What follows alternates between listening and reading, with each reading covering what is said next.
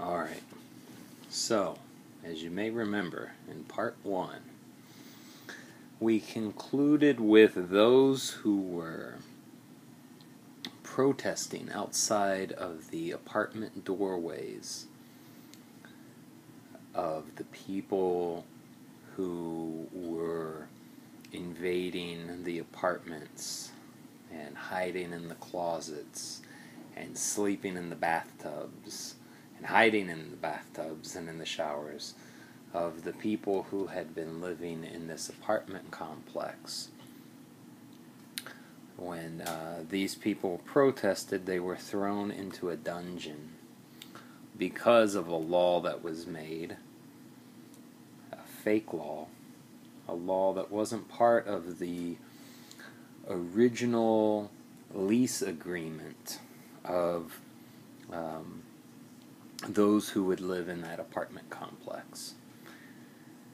And this law was just basically made up by the tenants who had decided that they were allowed to move into any apartment they wanted, even if people had been living in those apartments, in accordance with the lease terms.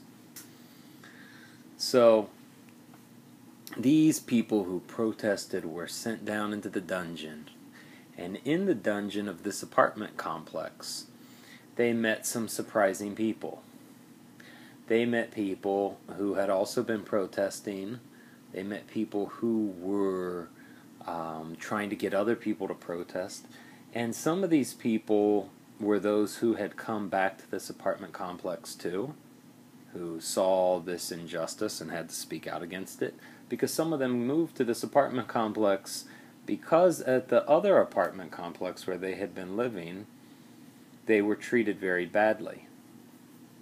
So because they were treated very badly, and to the point that their apartment complexes were being set on fire and they were being shot, they were being killed, their families were being killed. They had no other choice but to say, look, we have this other apartment complex where our great-grandparents had lived, where there were these lease terms that we know we can go back there as long as we treat everybody who lives there abiding by those lease terms fairly. Justice, justice, remember. That was the rule. Those were the terms of the lease. That those who were tenants were allowed to live there if they did justice, justice. So they said, well, surely we can do that. We know now more than ever the meaning of justice, justice, because we've been treated so unjustly. And indeed, most of those who went back had spoken truthfully when they said this. But as mentioned previously, some who went back, who hadn't learned the meaning of justice, justice, but who had learned injustice from the apartment complexes where they were being persecuted, some of those went back and thought to themselves, well, because we were treated poorly at the apartment complexes from where we came, we can do as we please here. And they hid in the closets, under the beds, in the bathrooms, bathtubs, etc. So, some of the people who were in the dungeon who had already been there, in fact, had been people from that group who had learned the meaning of justice, justice, and who spoke out against the people who hadn't. Other people were people from those apartments themselves who had all sorts of stories to tell. Some of them would say, my wife was going to the bathroom, my daughter was going to the bathroom, and this old crazy man jumped out of the shower with a machine gun. And so I picked up a bar of soap and I threw it at him and it hit him in the head. And then he shot me. And when I got better, they put me in this dungeon. And so naturally this sounded crazy. But one of the people who was protesting against this stuff, who had been thrown into the dungeon, one of these individuals in particular listened to all of these stories that everybody had. And he wanted to get to the bottom of this. So he started talking to the people who had been living in these apartments all along. And he started talking to others who came back after so many generations. And he started to find out the secret that was alluded to in part 1 of this story. That in fact, the people who had been living there were also related to the man, this ancient, what we would call immortal sage, who had been given this unique relationship to be raised up, disconnected from who his father was, and who was supposed to find his way back and to find knowledge to return to an elevated state of knowing who he was, who his father was, etc. So these people too were descended from that man. And so this man became very concerned, because already the people who had lived there were abiding by the terms of the lease. Most of them. There were some who didn't abide by those terms. But the people who were living there decided to have an election, and they had an election, and the 3 winners, the first winner, the runner-up, and the second runner-up, were all people who were doing justice. Only the 4th one, the third runner-up, was one who did injustice, and who did so much injustice that he allied himself with those people who were oppressing those who fled from the other apartments into this apartment. So he hadn't even won into the top 4.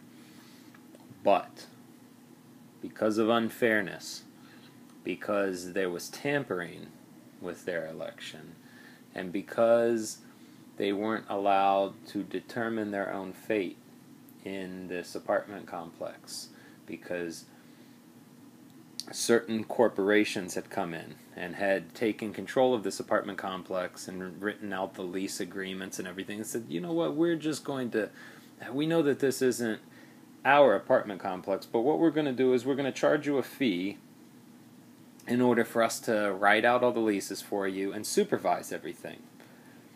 And of course, nobody liked this idea, but they too had lots of guns. And they had guns on everything, on their cars, motorcycles, helicopters that they came into work with. Everything had guns.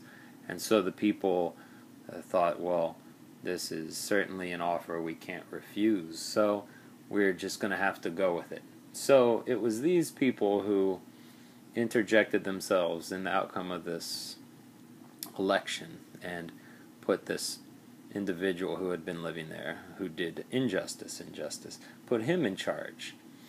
So once he was in charge, the people who came from abroad, who came back here, saw him as representing all the people who lived there. And this pitted the 2 groups against each other, and in an even worse scenario. So now, even while some didn't support anybody being kicked out of their apartments, it made most of them keep quiet, because they saw this man who was the 3rd runner-up, the 4th one, who did injustice. And they said, well, look, if we can't defend anybody who supports a guy like this, so we're just going to keep quiet. So then this made them look even more questioningly at those who were doing the protesting, because they thought, what, do these people don't understand? Do they not understand that they're supporting people who support this guy, the 3rd runner-up of this election, who was put in charge by these corporations. But of course they didn't understand that that's how he was put in charge. So all of these things were things that this one individual, this one protester,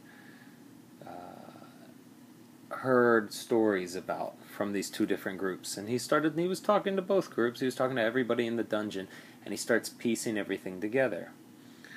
But he had to go back even further. He had to try to understand what happened.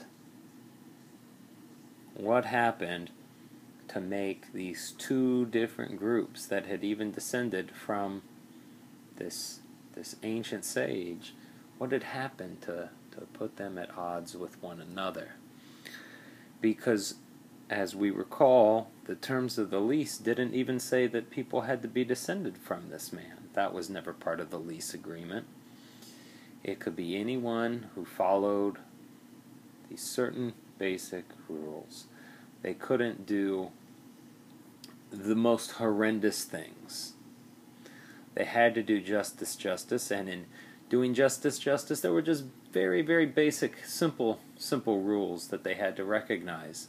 They had to recognize, for instance, that there was ultimately one owner of this apartment complex. Even if they couldn't see him, even if it didn't appear that he was around,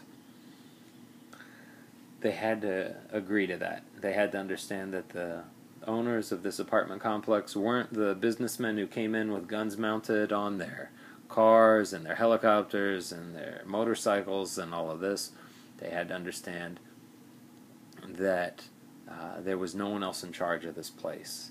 Even if they had never seen the father of this ancient sage, who was in fact the owner of this apartment complex, even if they had never seen him, they had to agree to that. There were other basic things, like they couldn't torture animals. If an animal was running around, they couldn't pick up a cat and take a bite out of it and then set the cat down and let it run away. They were even allowed to eat meat. They were allowed to even kill an animal and eat meat, and they were still allowed to live there. So this was a very lenient rule. It just said, you can't pick a cat up or a dog up, take a bite out of it like some crazy monster, and then leave it to suffer like this. This is not the way you can conduct yourselves and live here. So these were, some of the rules. So, as mentioned in part 1 of this story, there was another story for another day, and that other story was about the sons of that ancient sage. Well, the sons of that ancient sage, these two groups would often tell each other, had been fighting all along. These sons had hated each other. They were brothers, and they hated each other. At least that's what everybody would have the protesters and the non-protesters believe, that they had always been at each other's throats, and thus the descendants of these two brothers would always be at each other's throats. So, even in the ancient annals of history that told the story of these brothers, people would change what was said. They would translate it, a very simple passage. They would say of the one brother who would move eastward of this apartment complex for a while. They would translate the passage that said he would move to the east, and they would make it say he will be a jackass, a wild jackass. Now, this was a pretty big problem, because nobody wants to hear that their great-grandfather was a wild jackass of a man. Now, imagine if you could read a sentence that said something like that, but then you could also read it more simply to say he's going to move to the east. And then, as it turned out, he did move to the east. So you would say to yourself, it probably just really said he moved to the east, not he was a jackass. Because as it would turn out, these histories actually didn't speak badly about him at all. In fact, they spoke of him using terms to describe him and configuring sentences in such a way that the histories in this book only otherwise described the most righteous men in history and the most just men in history. So, what this protester found out was that these two brothers had not ever been at each other's throats. In fact, what the true story was that their father, this ancient sage, had each of them with a different woman. And it's not what you're thinking. Both of the women had agreed to this. These were ancient times in another land, and this is what they agreed to for a lot of reasons, including that the wife of this man who had been with him for the longest was unable to have children unless she took a very special herb that was given to her and given to her husband. And before they got their hands on this herb, she had already agreed selflessly that her husband could marry the woman who was cleaning their house. And they got along well. And she wasn't married, so they said, well, what do you say? So they had this other kid, the one that would move to the east, who wouldn't stay in that region. Now, what ended up happening, though, was that these mothers had something of a feud with one another, because you can imagine that two women being married to the same man would end up having some arguments, to say the least. So once this first child, the one that was fathered by the ancient sage, and the maid who he married, once this son reached adulthood, he and his mother went and settled to the east. They lived there because it was at that time that the other wife had her child, her first and only child, finally, after taking this herbal mixture, this formula, and after her husband took this herbal mixture, this formula that was given to them by messengers who heard about their problem, messengers from the father of this ancient sage, this man that we would call immortal by today's standards. So once they took this, they had their own kid between the two of them, and so after some particularly bad fights, this ancient sage said, you guys should go get your own place now, because my son, you're old enough to care for your mother, you're an adult now, so go build her a nice house. And so he did that. And this is all that most of the people knew of the story, but in fact, there was another story, and in between each line in this story, there was, written with a special green ink, a whole other story. And all you had to do was skip every other line, reading between them in this green ink, and you could read this other story that told what else happened that was implied. So in a way, it was like what we have today as footnotes, but this was right in between there, in this magical green ink. And so in that story, within the story, what this protester found out while he stayed in this dungeon with all of these dissidents, these people who were protesting, whether they were from the one brother or the other brother, or people who had married into those families or joined in with them, people who had heard about this lease agreement and wanted to move there, people who had heard about the relationship of this ancient sage with his father and how he came to this knowledge and wanted to be part of that community. Either way, all of these people that were represented in that dungeon, some from one brother, some from another brother, all of them had bits and pieces of this story to tell. And so they told this story to this protester. And he found out that this green inked story, this magical story written in between the lines, that this story said that the two brothers had never ever been in a fight. They hadn't been in a real fight. All that had happened was that the older brother was a bit jealous when the younger brother was first born. And so he didn't act grateful enough.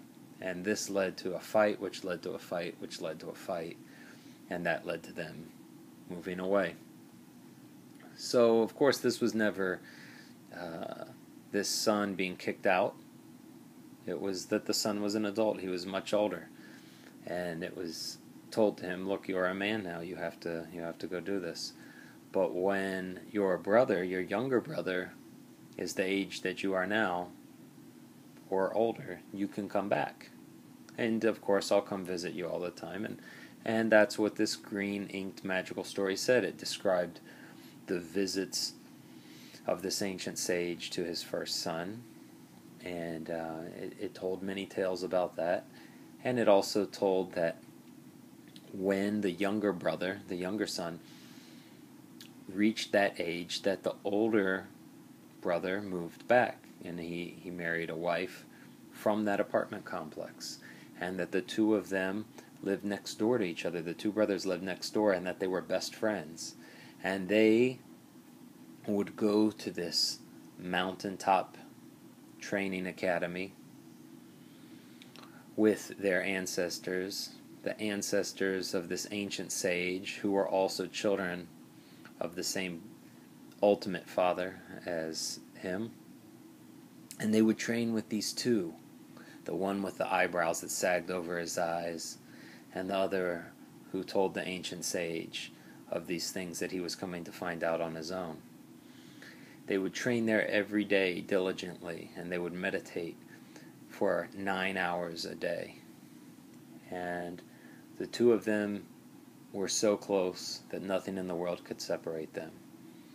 And in fact, both of them were living in that land when this ancient sage, their father, finally did die. Because even though he was what we would call an immortal today, he wasn't a true immortal, in that all things die. As mentioned previously in part 1, even the sun dies. Even the sun in the sky itself dies. Even whole galaxies die. Even the universe can die. And so he wasn't a true immortal, because ultimately only the father himself, the ultimate father himself of the sage and his forefathers, was a true immortal. But he was what we would call loosely today an immortal. But when he finally did die, both of these brothers conducted his funeral and buried him together.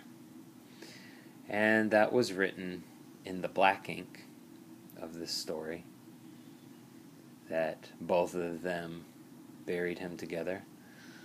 And in the green ink it told these other stories. And so this realization was fundamental to this protester who heard these things in the dungeon,